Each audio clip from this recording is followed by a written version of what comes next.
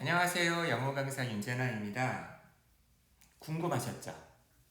저는 엄청 궁금했는데 도대체 킬러 문항이라는 게 뭐야? 대략적으로 짐작 가는 바가 있긴 있었지만 저는 이번 발표 때 영어는 없을 줄 알았거든요. 근데 구색을 맞추려고 영어를 집어넣어놨네. 저는 개인적으로 그래요. 이게 지금 킬러 문항이 모든 지금 관심사가 지금 킬러 문항이 가 있지만, 그리고 이제 수험생들 입장에서도 당장 시험을 봐야 되는 상황이다 보니까 킬러 문항에 대한 이야기가 되게 지금 많이 지금 담론을 좌지우지하고 있지만, 정부에서는 나름 킬러 문항으로 사람들의 관심을 쫙 빨아들인 다음에 요 사교육비 경감 대책을 짜자잔 멋있지 않니? 라고 이제 하려고 얘기했었는데, 사람들이 전부 다 이제 킬러 문항 아주 지엽적으로, 지금 그분만 수능 전문가가 아니잖아요. 전 국민이 지금 수능 전문가인 그런 시대인데 킬러 문항에 대해서 그분보다 더 잘 알고 있는데 어디 감히 그분이 킬러 문항에 대해서 논을 해. 이렇게까지 뜨거울 줄 아마 예상 못하지 않았을까? 저는 이런 생각을 좀 해봅니다. 화들짝 좀 놀라지 않았을까? 오히려? 뭐 이런 생각도 해보는데, 어쨌거나 이런 사교육비 경감 대책을 보면서, 그리고 그 영어 6개 문항에 대해서 이게 킬러 문항인 이유를 막 얘기하는데, 좀 기대 이하의 발표라는 생각을 좀 저는 좀 들더라고요. 좀 되게 작은 얘기긴 한데 지금 영어가 여기 포함되면 안 되지 않나요? 지금 킬러 문항에서 가장 문제가 되는 거 지금 국어 수학 아닌가? 지금 영어랑 레벨이 좀 다르지 않나요? 저는 그렇게 생각하는데, 영어에서의 지금 6개는 솔직히 말하면 오답률이 높았었던 문항이지 정말 사람을 죽일 정도로 막 무시무시한 그런 킬러 문항이었나? 라는 생각이 좀 드는 거예요. 가뜩이나 영어는 절대평가다 보니까 변별력을 조금 담지할 그런 문항이 좀 필요하지 않나요? 뭐 그런 걸 전부 다 중킬러 문항으로도 변별 등급을 나눌 수 있다, 뭐 할 수도 있겠죠. 이번 발표처럼. 하지만 저는 조금 의외였어요. 이따 하나씩 한번 같이 살펴볼 테고, 그 다음 제가 국어하고 수학에 대해서는 정말 잘 모르겠어요. 근데 영어에 한정해서 좀 얘기를 해보자면, 저는 약간 이제 이런 주의거든요. 전체가 지금 45개 문제가 있는데 한두 개 정도의 킬러 문항은 있을 수 있지 않나? 라는 생각이에요. 왜 그 한두 개 때문에 막 큰 사달이 나는 그런 과목이 아니고, 그리고 그 어렵다라는 것에 대한 얘기를, 어려운 게 무조건 나쁜 건 아니잖아요. 항상 아이들한테 이런 어려운 문제를 풀어보면서 너희들을 더 끌어올리는 계기로 삼아라. 물론 시험 현장에서의 어렵고 너무나 극악의 난이도를 자랑하는 문제의 경우에는 좀 모질죠. 하지만 일반 수험생이나 차기 수험생, 차차기 수험생들의 경우에는 그런 어려운 지문하고 맞닥뜨려 싸우면서 자기 영어 실력을 기를 수가 있는데, 좀 포인트가 좀 잘못되지 않았나, 이런 생각을 좀 해봤습니다. 그리고 여기 좀 사교육비 경감 대책 그래가지고 포인트가 지금 수능에 가 있는데, 수능은 사교육비를 늘리는 주범이 아니지 않나요?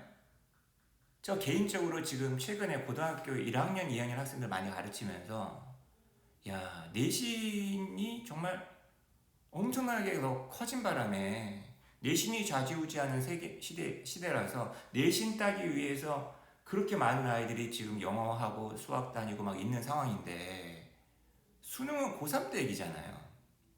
고등학교 1학년, 2학년 아이들 수능에 관심도 없어요. 그 다음 중고등학교, 특히 초등학교, 중학교의 사교육비하고 고등학교 아이들 수능 치르는 학생들의 그 사교육을 비교해보면 초등학교, 중학교가 훨씬 더 문제 아닌가요? 네, 이렇게 얘기하면 또 거기 또 학원 선생님들이 뭐라고 하시려나? 저는 약간 좀 포인트를 좀 잘못 잡지 않았나라는 생각을 좀 해봅니다. 내심 이번 발표 때 수능 영어를 이렇게 한번 바꿔보겠다.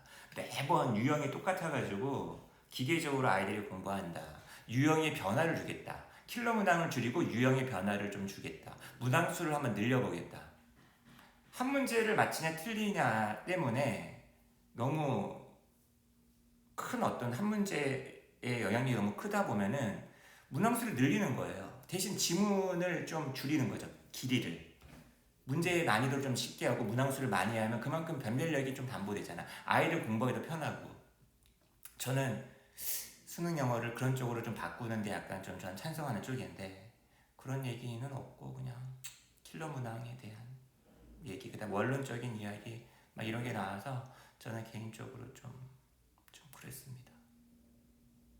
제가 이제 요 6개 문항 한번 여러분들하고 한번 다시 한번 살펴볼 생각이고요.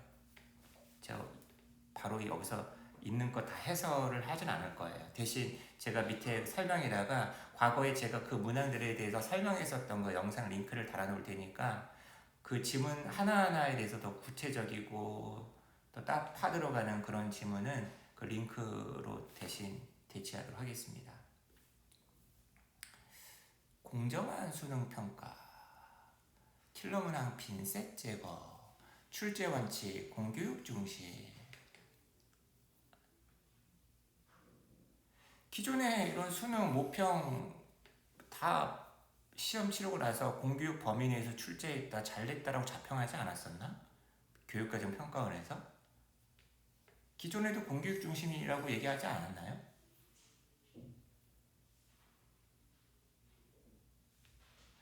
공정수능평가 자문위원회, 현장교사 중심. 저는 자문위원회가 없어가지고 문제였나? 저 자문위원회는 난이도만 따져주는 그런 위원회일까? 오히려 역을 바가지로 먹을 것 같은데. 공정수능 출제 점검위원회 신설, 독립성 보장. 독립성만 보장되면 독립성이 과연 보장이 될까? 이렇게 지금 막 시끄러운데. 이게 뭘까요? 이 내용이 지금 궁금하네. 수능 문항 정보 추가 공개. 문항들을 어떻게 냈는지 더 얘기를 더 자세하게 하겠다는 얘기인가 보네요.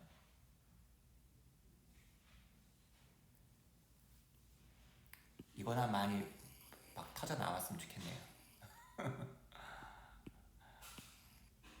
저 같은 소형 입시학원에 있는 사람으로서 내신 교육과정 내 평가. 이거 다 이게 가능한가? 학교 내에서? 지금도 잘하고 있다라고 얘기할 텐데 이건 되게 좋아 보이는군요. 공교육 내 교과 보충 지도. 사교육자들도 공교육 내 방과 후 이런 데 들어가는 그런 게 좀 더 많이 강화되겠네요. 그죠? 자, 이렇게 해서 이제 문제들을 하나 볼 텐데 이게 지금 2년 전 문제죠? 수능 문제? 이 점은 기억나시려나 모르겠네요.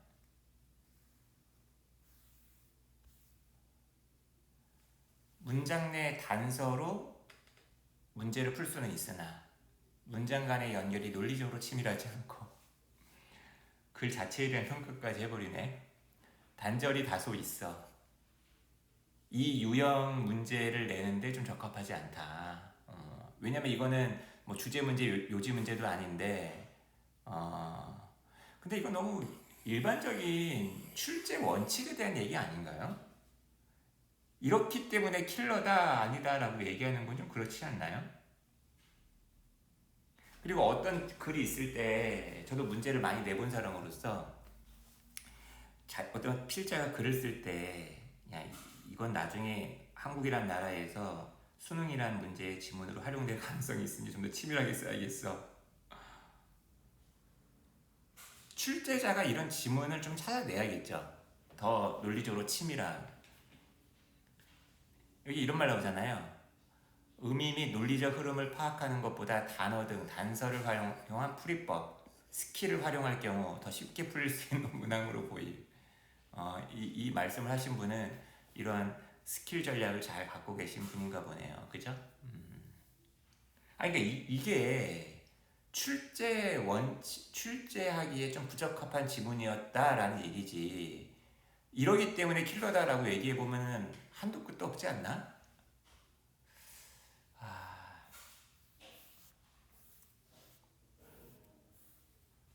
이 지문 기억나시나요? 야, 제가 이 지문에 대해서 문제 정말 마음에 안 든다. 한 세 번, 네 번에 걸쳐가지고 영상을 찍어 올렸었는데 문제 출제가 잘못됐다 이런 차원에서. 근데 저는 문제의 난이도가 어려웠다, 너무 어려웠다 이런 얘기는 안 했었거든요. 2년 전 21번 함춘 유형입니다.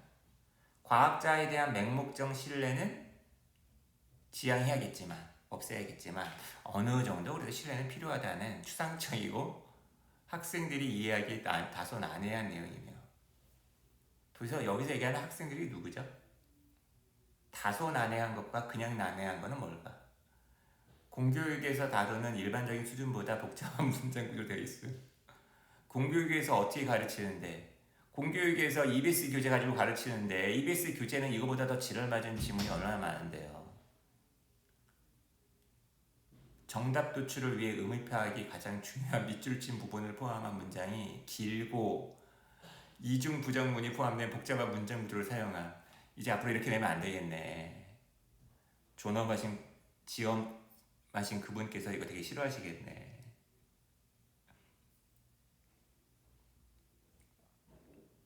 하긴 이 문제가 어렵긴 어려웠었죠. 그죠? 근데 이것도 결과론적인 얘기 아니에요?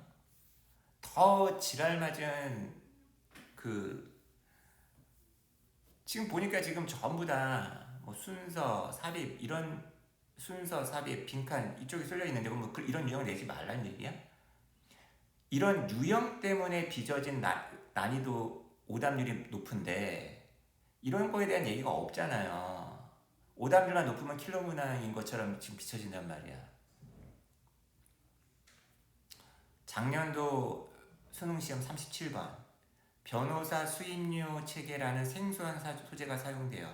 그렇죠. 일반적인 학생들이 접하기에는 좀 어려운 소재죠. 그러니까 이런 소재 저도 별로 되게 싫거든요. 계약의 문제라든지 아이들이 무슨 계약을 그렇게 많이 했나. 공교육에서 학습하는 일반적인 의미가 아닌 법률 분야에 적합한 의미로 어휘를 파악해야 글 전체의 내용을 이해할 수 있음.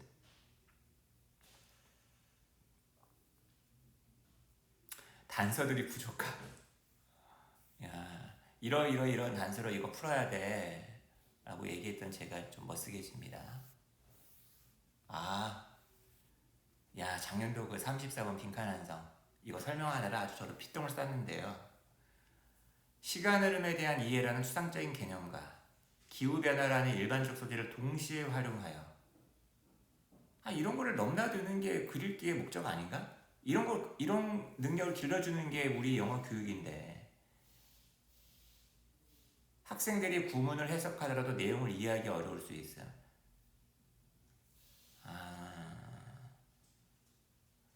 이거 좀 와닿지 않는 내용이네요.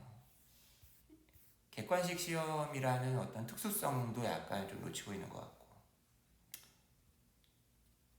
아무튼 좀 많이 아쉬워요, 이번 발표가. 엊그제 봤었던 6월 모의평가. 이 33번과 34번에 대해서 제가 얘기를 많이 했었는데, 과학자와 예술가의 현실을 추구하는 방법 차이에 대한 이해를 바탕으로 예술가의 현실 추구 방법을 추론해야 함. 빈칸이 학생들이 어려워하는 관계절 구문 뒤에 있고, 관계절 빈칸을 포함한 문장 구성도 다소 복잡하여 체감 난도가 높은 문항이. 체감 난도라. 그럼 절대 난도도 있나? 이 문제 설명할 때 과학과 예술의 차이, 자연과학과 사회과학의 차이는 보통 모의고사에서 많이 나오는 소재니까 그런 차원에서 이 지문이 아무리 어렵더라도 극복해 나갈 수 있다라고 막 애들에게 해설강의 했던 기억이 나네요. 바로 밑에 있는 34번 문제. 이번 6월 모의평가가 엄청 마음에 안 들었어 나 보네. 이 문항들 내신 출제자들 다 있을 거 아니에요. 교육과정 평가원에 다 기록되어 있을 거 아니야. 소급 적용해가지고 다 혼나야 되나? 월급 다 토해내야 되나? 이렇게 한글로 써놓으면 되게 어렵지만 감각과 이성, 피상적인 어떤 이 지각과 더 본질을 가는 어떤 궁구하는 이성적인 어떤 활동으로 통해진 지식, 이런 것도 되게 서양 철학에서 많이 다루는 거고 문과에서도 많이 다루는 거 아니야. 이과 학생들이 이런 거 안 다루나? 이과 학생이 자연과학이 다 이런 거 아닌가? 빈칸을 포함한 문장이 공교육에서 다루는 일반적인 수준보다 어려운 문장 구조로 구성돼요. 도대체 공교육 영어, 교과서 내에서만 다루란 얘기. EBS, 근데 EBS 변형으로 다시 돌아가자는 얘기인가 그러면? EBS가 되었든 교육청 모의고사가 되었든 다 원서에서 이렇게 발췌해가지고 문제를 만드는데 그러지 말란 얘기인가? 도대체 어떻게 해야 될지 잘 모르겠네요. 여러분들은 이번 발표에 대해서 어떻게 생각하시나요? 뭐 선생들, 강사들 간의 넋두리로 끝날 소지가 더 크겠죠. 저는 그냥 저의 생각만 이번에 발표를 보고서 드는 생각이죠.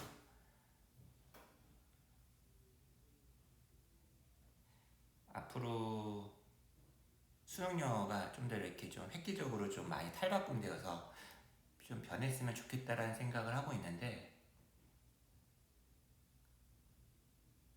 그냥 저만의 생각이죠 뭐. 그죠?